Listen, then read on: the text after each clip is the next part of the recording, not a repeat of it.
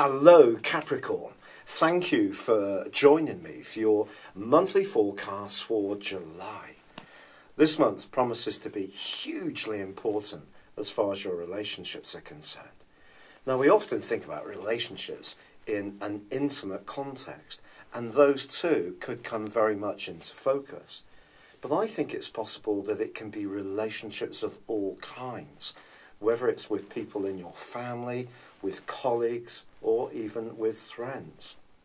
And a lot of the reason for this is because of the presence of the tiny but potent Pluto in your zodiac sign.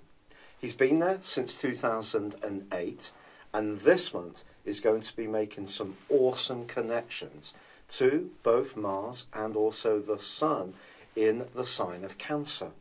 And that's where the story begins, because at the very start of this month, the Sun, along with Mars and Mercury, are all gathered in your 7th solar house, which is your sector of interrelations. So it's not just about relationships as such, but it's also about how you get your point of view across, and also how receptive other people feel you are to theirs. And the action begins with the moon on the first day, right high in the sky in the sign of Jupiter. I think it's likely that however you're feeling about some key relationships, that sense is going to be very close to the surface in the first week of this month, even if you're someone who's usually quite private. But there's also an opposition between Mars and Pluto in this first week. If you're in a situation where the relationship isn't working very well, there can be a real sense of struggle, particularly if you're encountering someone who seems to want some kind of power or control over you, or wants to get their own way, and perhaps you're looking for a more equal share of what goes between you. But equally, if you're the person who's used to getting your own way, then someone could challenge you. So it just depends on your unique circumstances or the relationship involved, because some relationships are different. Some relationships we just flow along more easily with people, and there are others which tend to be more of a struggle. And it, in truth, is more likely to be the latter that come up this month for you. But there are two changes on the 5th and 6th. Firstly, Venus, the planet of relating, which is in a gorgeous part of your horoscope for the first 4 days of this month, where it really gives you an opportunity to be utterly charming and also very glamorous too. Well, that gets more practical from the 5th when it moves into the sign of Gemini. On the 6th, Mercury, the planet of communications, moves out of your 7th house and into the deep and passionate sector known as the 8th in the sign of Leo, where he's going to be until the 25th of the month.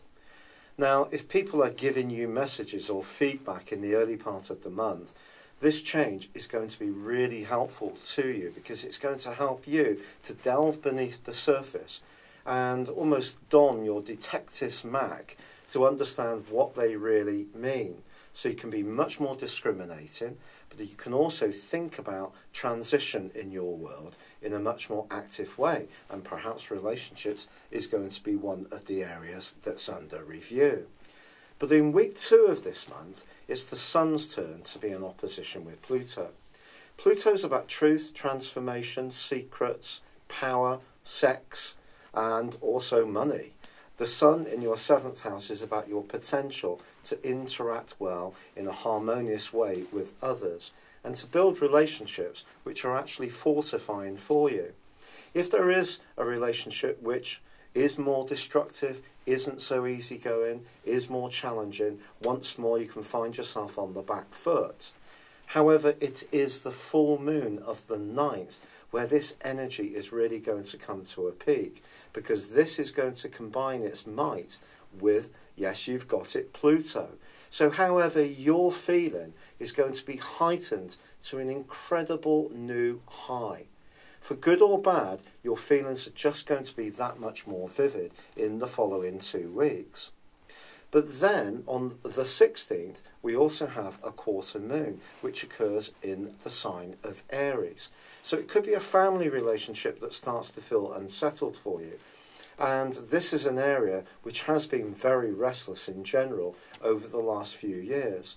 Or it could be where you have lived, or it could be around relationships with flatmates, or it could be around very close alliances. If you've had a need to sometimes have space, but then at other times things have just been very choppy in this part of life, there's been lots of changes and unpredictability, it wouldn't be a surprise. But this quarter moon is also going to go alongside both Mars and the Sun combining in your 7th house, which can make you much more demanding of getting what you want as far as relationships are concerned. But those two are going to be squaring up to Uranus in week 3.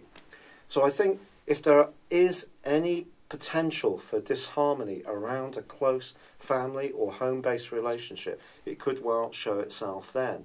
Perhaps you're going to be thinking of moving altogether, relocating to a place where you feel more at ease, or find that the people that you're living with are more to your taste.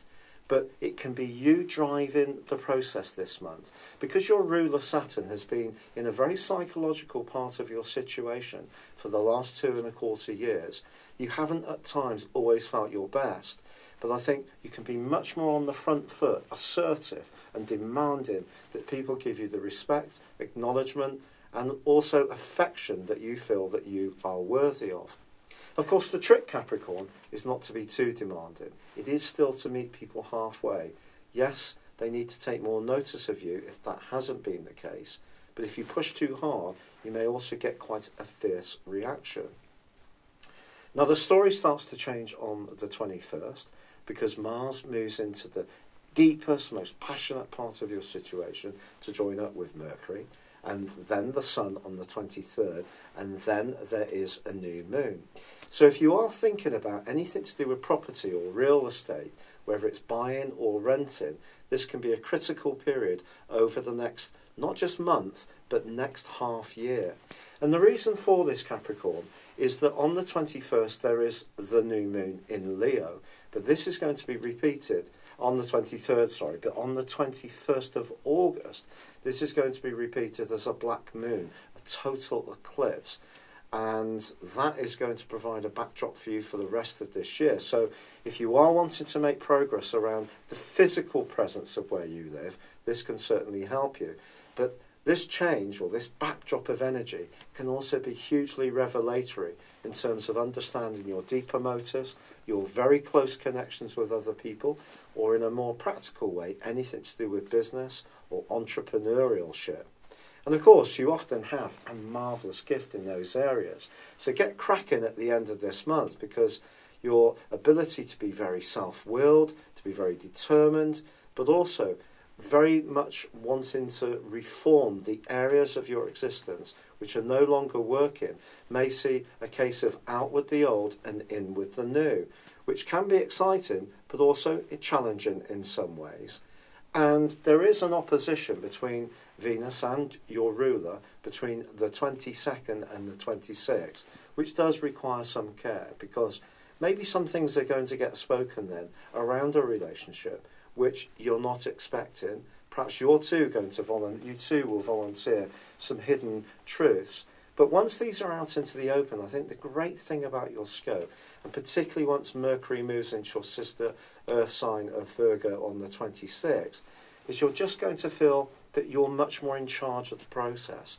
Even if some things are dying out in your situation to be replaced by new elements and strands, Mercury's location in Virgo is going to give you a sense of excitement, that things are new and fascinating. And anything you can do to understand the deeper patterns of yourself, your psyche and life as this month draws to a close, or whether it's about your relationships, that's certainly going to be fascinating too. So overall, relationships is really the hot theme this month for you. It's been a pleasure being with you. Thank you for joining me. Good luck and goodbye for now.